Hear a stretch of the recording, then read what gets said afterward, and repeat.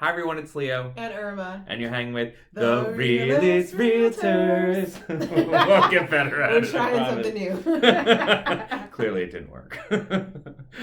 So today's topic, we're going to talk about deposits. Yes, let's talk about it. So I can just buy buy a house with nothing down, right? Oh, sure. Yeah, people are going to trust you. Yeah. Mm-hmm. So you need some skin in the game in order to show a seller that you are interested in their home and that you mean business.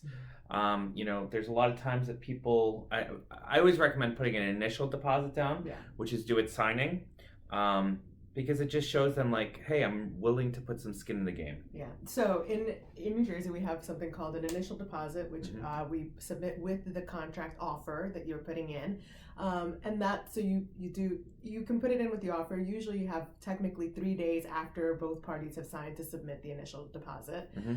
Then there's also something called an additional deposit. So additional deposit is even more money put down, and it's due technically 10 days after the end of attorney review. And on top of which, just to let you know, this money is part of your down payment. Yeah.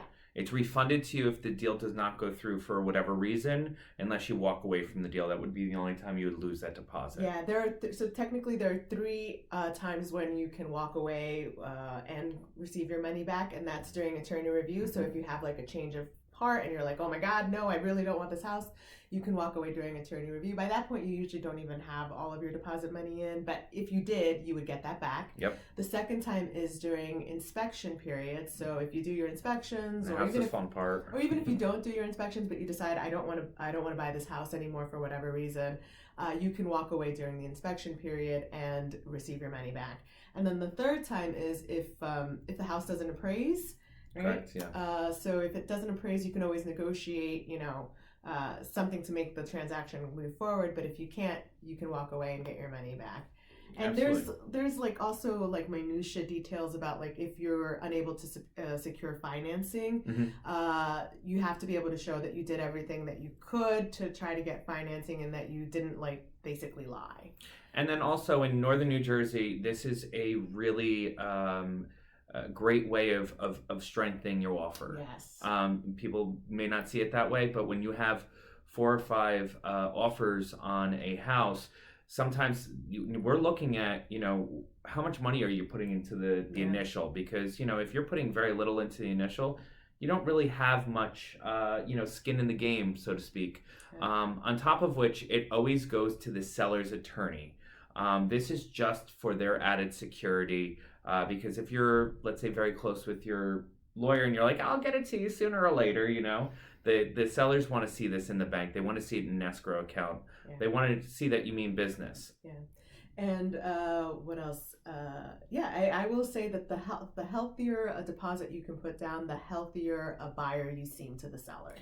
So let me ask you this. So I usually tell my clients to put at least $5,000 down. At least. I mean, if you as have initial. You should be able to put it down. Yeah. It just shows them, I have the money available, and usually it's a sign that your finances are in good order. You'll be able to obtain financing readily. So it's just a signal, like, I'm in it to win it. Like, I'm serious. And depending on how much you're going to be putting down, whether 3.5% or 20%, that's when I come in and say, hey, for the additional deposit, we should put X more down.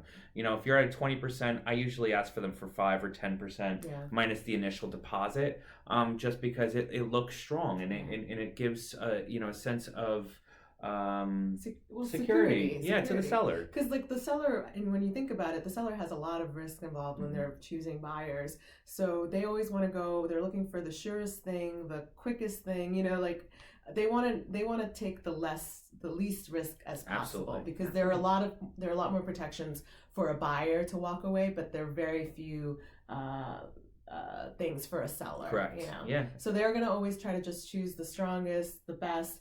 We had a situation where we got 3 offers and they were basically all the same. Yeah.